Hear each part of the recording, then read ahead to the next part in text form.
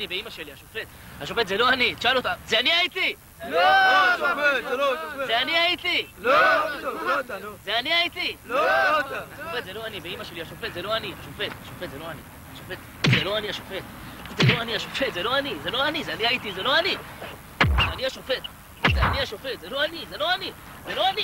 זה לא אני השופט. ערב טוב לצופים ולצופות בבית. נמצא איתנו כאן הערב כוכב השערורייה של השבת האחרונה, עמוס מזרחי. עמוס מזרחי, מה? טעות קטנה ומעצבנת, תמיד אתם נוהגים לומר עמוס מזרחי. זה עמוס מזרחי, לא עמוס מזרחי, פעם הבאה תגידו לו מזרחברג. זה עמוס מזרחי ותו לא. תיקון טעות. עמוס מזרחי. עם ישראל ואני ראינו שאתה נגחת בראשו של השופט. אתה עדיין מכחיש, ואני שואל, הכיצד?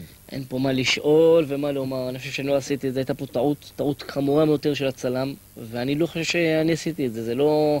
מה שקרה פה לדעתי זה פשוט אי הבנה.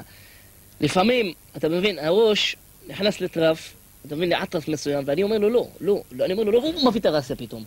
וזה לא שאני עשיתי את זה, זה לא היה בשליטתי, לפעמים היד לפעמים משתלט, אני אומר לה לא, אל תעשי, הוא מביא את הסתירה, אני נותן לה מכה עונש, אבל זה לא אני בבחירתי עשיתי, זה התת מודע שלי העביר ליד, ואני אומר לה לא, אני אומר לה לא, והיא מביאה את הרע, ואני אומר לה לא, אבל זה לא אני.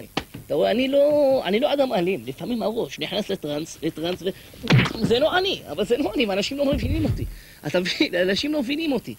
אני אומר לכם, זה לא אני, אתם סתם עושים טעות אנוש, וחבל, אני לא מוכן להיות חלק מהקנוניה הזאת, זה לא, תעזוב אותך, תלך, זה לא אני. למשל הצלם, אתה צילמת את זה, אתה צילמת. זה לא אני נשבע לך, זה טעות בפרם, באמא שלי זה הלוקיישן הלא נכון. אני נשבע לך, זה לא אני, אללה שלך, זה לא אני.